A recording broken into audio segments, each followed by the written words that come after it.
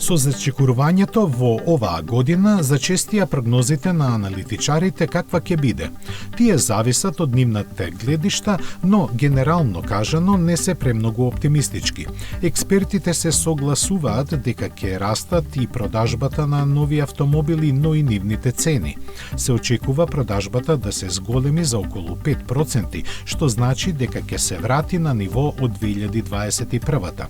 Тоа сепак е условено со нарушувањата во синџирот на снабдување, посебно оние од политички причини за кои е тешко да се предвиди како ќе се одвиваат.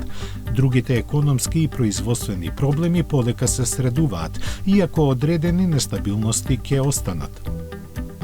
Најмногу во поглед на енергијата и незините цени, кои секако ќе имаат влијание и на цените на возилата. Тие пак главно ќе пораснат пред се заради новите Евро 7 норми. Тука стручњаците не се едногласни и нивните предвидувања се движат од неколку стотици до 2000 евра. Ако тоа навистина се случи, тогаш неминовно ќе следи задржување на високите цени на половните возила, за кои повеќето прогнози се дека ќе опаѓаат. Непознат фактор е и колку промената на производственото портфолио во корист на електричните возила ќе влијае на сето ова.